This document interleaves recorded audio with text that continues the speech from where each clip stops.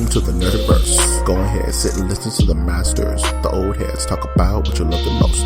Video games, comics, movies, and everything you need to maintain your week. Got the knowledge that's straight out the ether. Gonna need a drink and have to take a seat to expand your mind and listen to the speaker. Mike and the squad's gonna give you what you need. Please send in a question, come and get some answers, learn a couple lessons from the masters with the special guests. We got the Green Lanterns glowing on their chest. Yes, please sit back and relax, cause we're gonna hit you with them stone cold facts. And allow me to be the very first to welcome you to the masters of the Nerdiverse.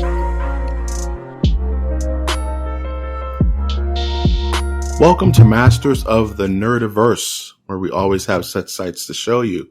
You can find this genetic mutation of a podcast on iTunes, Stitcher, Spreaker, SoundCloud, YouTube, iHeartRadio, Google Play, and Spotify.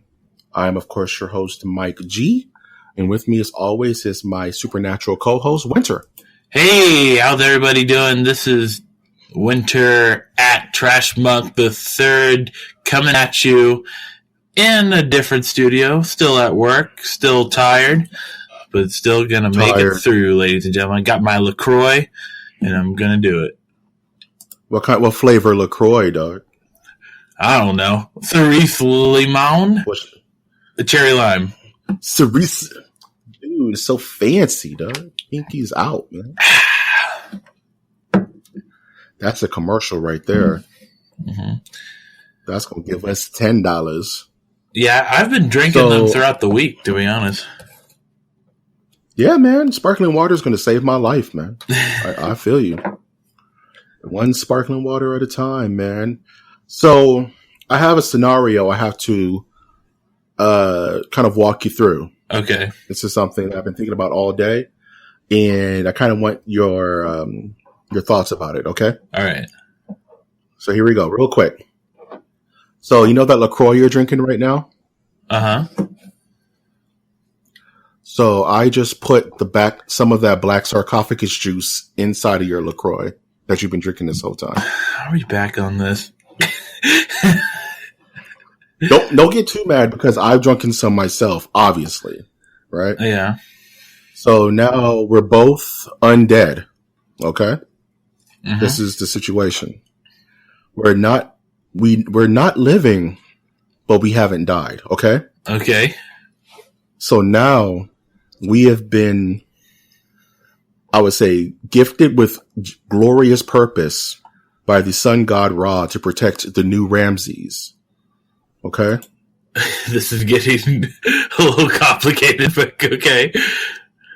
Okay, this is what we have to do now because we've imbibed the black sarcophagus residue. We are now the mummies. You know, we have to protect the Pharaoh team and do it the Egyptian way. You understand? Yeah. Okay. So are you still pitching the scenario, or are you just like telling me some fan fiction? No, it's fine. It's fine. You don't get it, man. It's fine. It's fine. Just know. Wait a minute. Is it something that am I missing something here, or? No. You know, it's just, you know. Am I an old man right now? I feel like I'm in the Twilight Zone right now. No, man. Just know that, you know, we're mummies, right? And now we're burdened to protect the new Ramses. Okay. This sounds like some weird 90s reference that you're trying to make, and I was born in the 90s, okay? Okay, just long story short, we're mummies, but it's weird because we're still alive. Anyway, you ready for some news? What is going on? Yes, let's get some news. Yeah. Let's get to the news. Oh, man. Speaking of old fossils, Disney will reportedly release any completed Fox films, but dump any ones that are still in production. That's smart. That's smart. Yeah. Yeah. But what about so go down the list of like what movies this will affect. This will affect Predator, the Predator that's going to be coming out soon, which is still a Fox movie. I'm trying to think. There's a lot of Marvel things that is really affecting. Like Deadpool is part of that list, Deadpool 2, but that when it came out, it's really affecting New Mutants, which was supposed to be out like last year or something, that they've been holding off. And supposedly the one that it's really affecting is the final X-Men movie, X-Men Dark Phoenix, which was supposed to be out this year, but they've gone into extensive reshoots. And if Disney has their way, then this movie may never see the light of day. You know what I mean? Just because it's still in the process of being processed, as it were. And if this is the way it's going to be, I get it. Disney doesn't want to leave any money on the table. But these productions already have probably pulled millions of dollars that are just going to be wasted. You know, it's kind of nutty to me.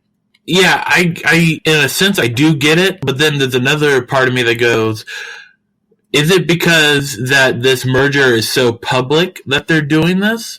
Or if it was not so public, and if it was not so public, would they still have released these films? Because Disney owns, like we've talked about several times here, they own like companies that release like rated R films, hard rated R films. Right. But is it because, well, I'm thinking it's because this merger is so public that Disney is taking over Fox, that they can't do that. They have to toe the line with a family friendly image. And I think it costs them money. I think it's down the line. Yeah, I think it's a little out of column A and column B. I think it's Disney at the end of the day is a business, and they're not going to leave money out there. But at the same time, Disney does have the smiled Disney image that they have to uphold, even though Disney has in the past, like you said, produced adult content such as rated R films. I've always mentioned Miramax films and and all the Quentin Tarantino stuff. But like you said, because this is such in the public eye, and these are quote unquote family friendly characters like the X-Men or Deadpool, that they may just want to scrap those ideas and kind of cleanse the palate of the public to not remember them if they're already trying to reboot them anyway. Because we all know the end game, Disney just wants to re-put out the X-Men in their image, you know, repackage the Fantastic Four in their image. So having the New Mutants come out and having X-Men, Dark Phoenix come out is kind of like a little salt in their eye. Like, hey, you guys may have bought us out, but you know, we will still remain, and you know, we're still going to get our money even though you own us now. So it may be just a bad look for Disney to put this stuff out, especially if it's half done. It's going to start costing them money in the long run. You know what I mean? Yeah. Oh, and only time will tell for this merger, but it's not boding well for I don't think independent movies that will break the fold. I'd say I'll take that back. I have a strong feeling that the type of like one-off movies from new directors that are not part of a franchise, that like style of movie is going to be fading away. It is fading away. Yes. Yes and no. It's kind of like Disney has always been this beast of a machine. And we've slowly seen it happen. When they bought Star Wars, everybody freaked out because, oh no, they're going to ruin Star Wars. They're going to put Mickey Mouse caps on Luke Skywalker and whatever. Star Wars is kind of fine, you know, minus Solo and minus The Last Jedi, but none of that was Disney's fault. That was the director's fault and the production's fault. You know what I mean? When they bought Marvel, everybody was like, oh no, what's going to happen to Marvel movies now? All it did was give them a bigger platform to be successful. You know what I mean? Like, at the end of the day, Kevin Feige and the Marvel Studios people have the kind of the say of how the Marvel movies are going to go, and Disney just backs them with infinite marketing, right? But I'm sure there's some behind the scenes stuff where Disney does say, hey, okay, we don't want like a full blown sex scene in the middle of your Marvel movie, to where people are just like, okay, that's fine. But what's dangerous and what you're talking about with this right. Fox film is that Fox used to have a thing called Fox Searchlight, if I remember correctly, where it would give young and upcoming directors and screenwrights and all these people a stage to tell their story, dark or light. You know what I mean? In movies like Logan, which is completely bloody and violent and vulgar, and Deadpool, which is much of the same, will these types of stories be homogenized because Disney owns them now? For Marvel characters, sadly, probably yes. But the good thing about this genre is that there's tons of source material to pull from Image Comics to Top Cow, to Vertigo, even DC. You know, they learned their lesson from being too dark. I mean, don't let your kids watch Watchmen. It's a very raunchy ass movie. You know, so I think young and up and coming directors are still going to always have a platform, even more so with the advent of like YouTube and Twitch. Just make a movie, put it out there. These are how these guys are discovered. A Josh Trank, a Ryan Johnson, you know, indie filmmakers that are given money and given power to make what they really want, but also are kind of chained to the whims of their publishers and their which are these major companies. But yeah, we'll see. Like I said, I'm not such a Marvel fanboy to where I'm just like, yeah, Disney can buy everything. I don't care. I just want the X-Men. No, this is a scary proposition for the Predator, for Alien. You know what I'm saying? For The Simpsons, for Family Guy. It's very scary stuff. Scary stuff.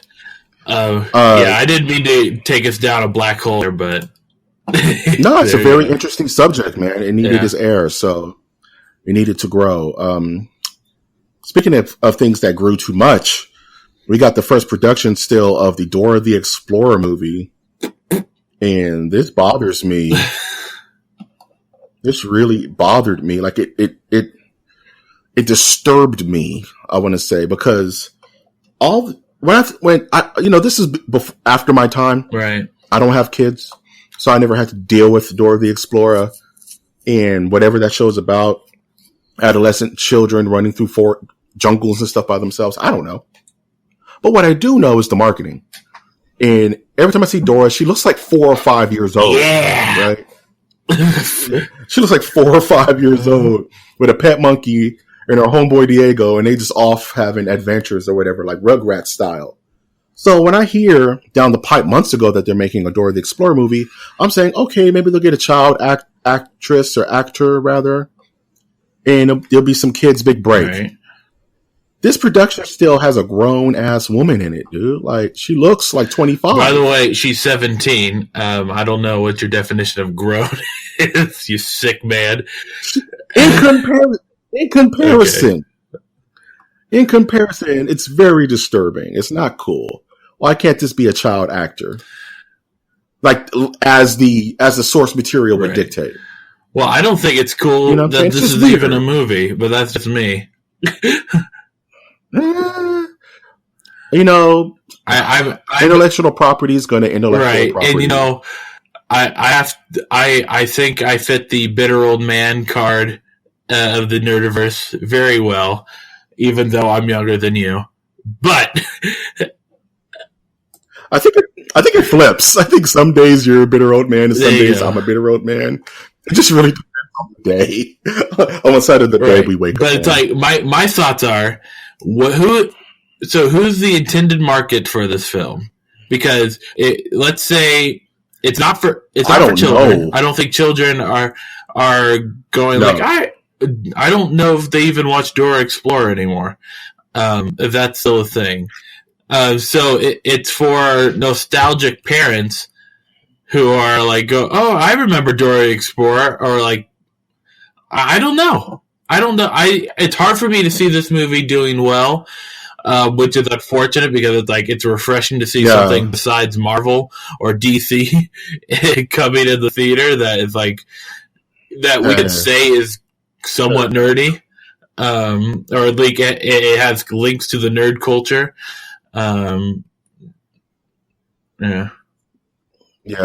It just, when I think Dora the Explorer, I think children's television, and for them to have like a teenager portraying a 5-year-old is just weird to me.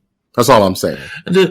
Right, and it's like there should be. Yeah, we can move on. Yeah, it's just weird. I don't want it. I don't want it in this dark universe. Speaking of children's programming becoming live action, we got our first still for Mulan, which just looks like Crouching Tiger, Hidden Dragon. I don't see any Mulan in that image. I don't know. Am I crazy? I agree. It's a pretty blah. It's not a good look. It's pretty milquetoast. It's upsetting. Very upsetting. Speaking of let's get down to business and talk about Robocop. Yeah. Robocop Returns is a project that Neil Blomkamp is working on. In a bid to blow up Michael's brain, he is trying to get Peter Weller to reprise the role of Alex Murphy now. And I kind of lost my mind. Yeah. I tweeted immediately, like, I can't wrap my brain around a old man Robocop story like Logan, where he's the old busted and he's like in the new future of Delta City and everything's all Tron and shit, and he's still like slow ass basic Robocop, but he's all old and he has like a beard. That would be epic, dude. I want it now. I want old man Robocop. Yeah, like I could see a scene of him like getting beat up by teenagers and you just hear it's like it's like his leg is malfunctioning, and it's like, yeah, man, yeah. People are giving him viruses for fun. They're just like hacking his hard drive and making him cuss uncontrollably. Yeah. They're just giving him explosions and stuff because operating systems from 1985. They never updated him because he went rogue in RoboCop 3. Wait, would the technology still be 1985, or would it be? That's a good question. What part of the timeline would he be a part of? If it's Peter Weller, now Peter Weller's a older gentleman now, and he's aged out. It would have to be many years removed from the first RoboCop till today. So it would be 20, 30 years in the future. I'm thinking, because they would have to age him out, unless he's playing like RoboCop's dad, and they're just going to try to recast Alex Peter Murphy Weller versus with Shia LaBeouf. Oh, Peter Weller with Hayden Christensen. Yeah. You guys remember who that was? I'll let you tell me in the comments. Nobody remembers. Oh man. Speaking of things that is going to blow your memory mind, they actually showed Doom Eternal gameplay for the next Doom game. Did you check this out? Yeah, on the Switch. On the Switch. The Switch is low-key becoming like the best console ever. Okay, stop. I'm just saying. They're getting... People need to just stop saying that. People need to stop just saying, bro. Okay? You're not just saying. You're saying garbage. And I'm trying to save your career. Okay? Dude. Marvel, okay, let's start. Mario Galaxy? Uh-huh. How about, Legend of Zelda? Maybe, Skyrim? Metroid? Kirby? Smash Brothers Ultimate? I mean, Doom? They just announced, Diablo 3? Super Saiyan. Okay, now it's getting good. That's what I'm saying, dude. Like, they learned their lesson and they're embracing third-party companies, man. I won't be surprised if we see Red Dead 2 on that damn thing.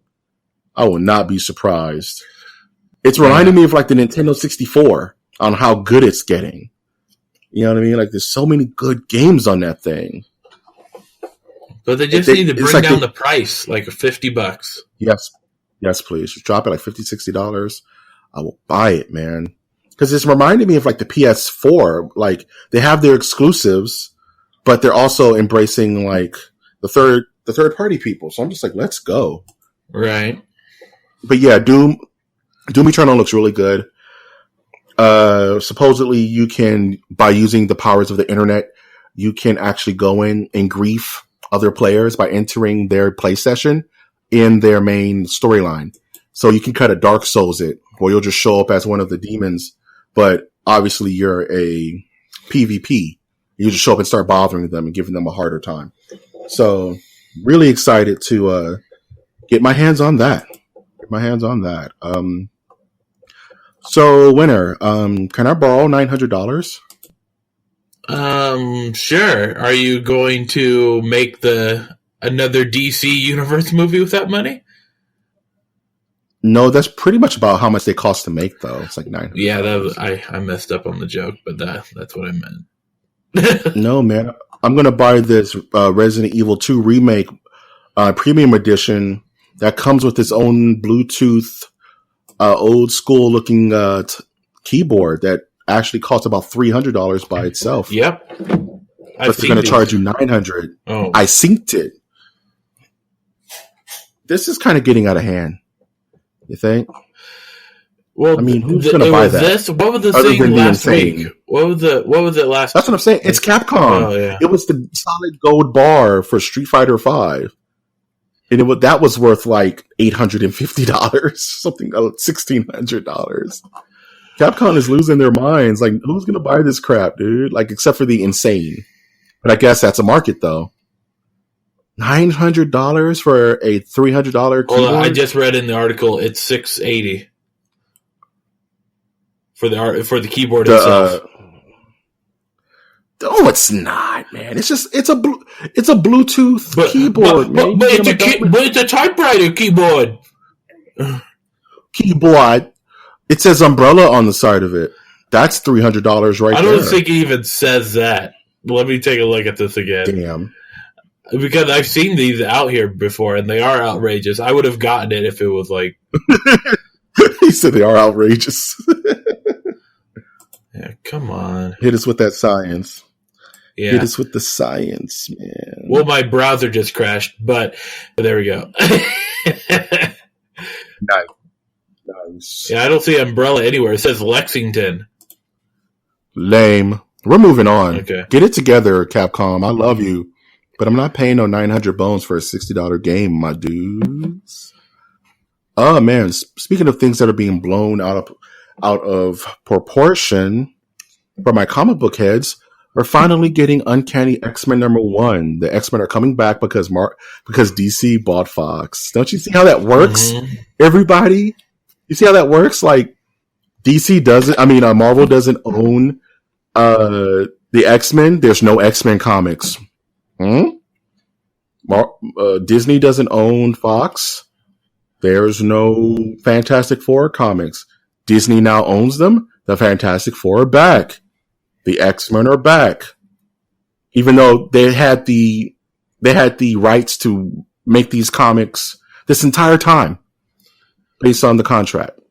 They just didn't want to feed somebody else. It makes me so mad. But I'm so happy the X-Men are back, though.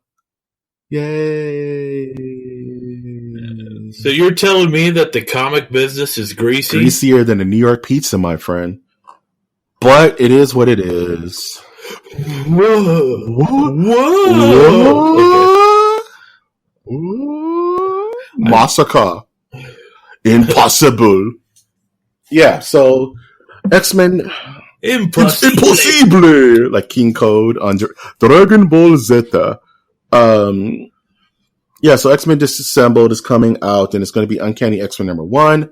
There's a big-ass poster with a giant group shot. It looks like Psylocke is going to be back to her Betsy Braddock form and not her Japanese ninja form, which is kind of dope. Going to have fun drawing that. Looks cool. X-Men are back, baby. Fantastic Four are back. Now, if we could just get that update to Marvel vs. Capcom Infinite to include the X-Men, Capcom, Marvel, get it done. Do it. Do it. Do it. Do it. Do it. Speaking of people who do it, Grant Gustin, he plays Barry Allen on the CW's Flash. He recently tweeted out a picture for his new suit, and which is standard fare when there's new seasons of these shows being developed. People are excited because every season there's slight adjustments to their costumes. Us nerds who love costume design just get a big kick out of it. The main reason I bring this up is because I follow Grant on Instagram. He seems like a pretty chill dude. And image leaked of him trying on the suit, but it was like not lit right, and it was just ill-formed and just didn't look good, right? It was a bad shot. And people then went online and started body shaming him, saying, "You're too skinny to play a superhero. Like, you need to bulk up, dude. Like, Barry Allen's supposed to be bigger than that." If anybody knows anything about the Flash, is that he's not a big character. Why would the Flash be buff? Like, doesn't make any sense. He's a runner. He's going to have a runner's body. Right. It's going to be svelte. You know what I'm saying? Like, and I'm sure the 5 CW Flash fans came in and told him good talking to knock it off. Gave him a good what for. Yeah. And it's like people who say Spider-Man's supposed to be all buff and stuff. No, Spider-Man's a svelte character. So you draw him svelte. Sorry, I'm not going to fall down that bleach hole. But Grant then went and said, "Hey guys, you guys can't body shame me. I know I've been this way my whole life. I tried out with all the other actors who were way more bigger and more cut than I am, and I won because I'm the best, Barry Allen. So please just leave me alone. It's fine." Oh, sit down, actor. Saying you're the best. He didn't say, okay, I don't want to just put those words in his mouth because I am giving a bit of hyperbole, but he pretty much said just no body shaming, guys. Okay. It's not cool. That's just me just saying it. I'm not going to say he said. Okay, because I was about to say the term "the best" is really rough, and the CW do not mix very well. They're trying their best. Okay? They're trying their best. I'll tell you this much. Yeah. I'm more interested in the Flash on the CW than I am the one in Justice League. Mm-hmm. I'll give you that. Yeah, I'll give you that. So don't give a shit about that stuff. And lastly, in the news, it's just something really quick for my horror kids. Is that apparently Bandai Namco, the company that made Tekken, it makes Soul Calibur, and made the Dragon Ball FighterZ game, is marketing some kind of horror game that's supposed to be coming out soon that they won't tell us what it is about. So I want to know what it's about. It's just a picture of a house, which could be a billion different things, because all horror starts at a house. House on Silent Hill with evil residents. Remember that? Oh, the Silent Hill movie where the little girl was having a dream. She was like, "Silent Hill, Silent Hill." I was like, "Oh my god, it's so corny."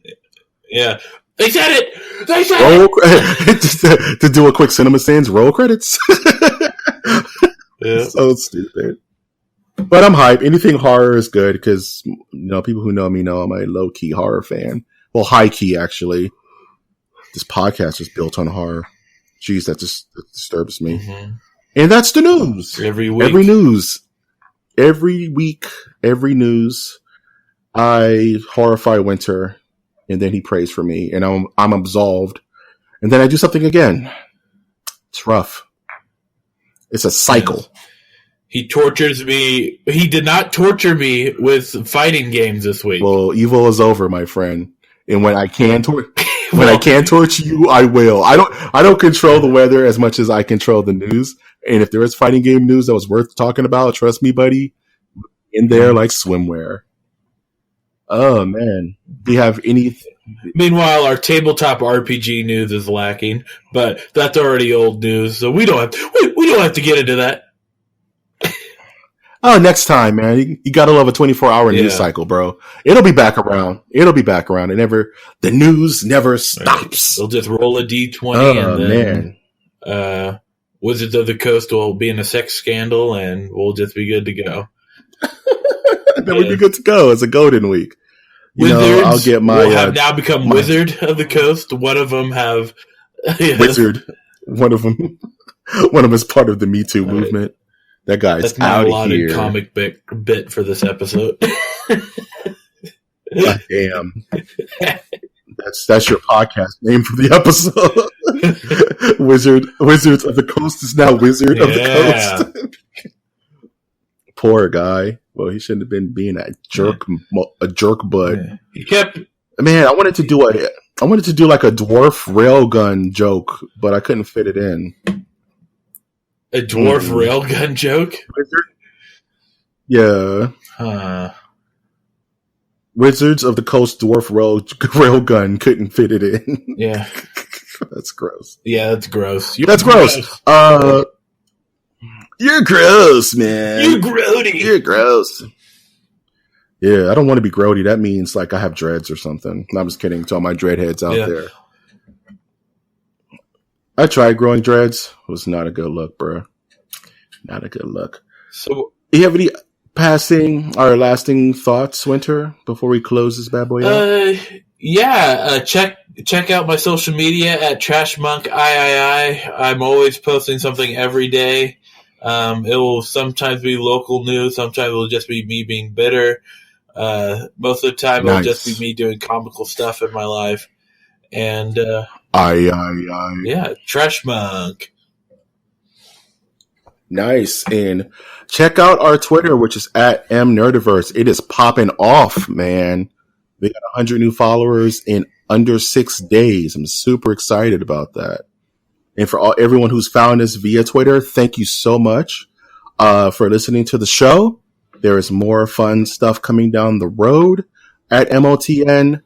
So definitely hang on tight and enjoy the ride. You can always find us at any providers of podcast media, such as iTunes, Spotify, Stitcher, Spreaker, SoundCloud, YouTube, iHeartRadio. I have, of course, been your host, Mike G. And I have been Winter. And we will always ask you to take that one step beyond.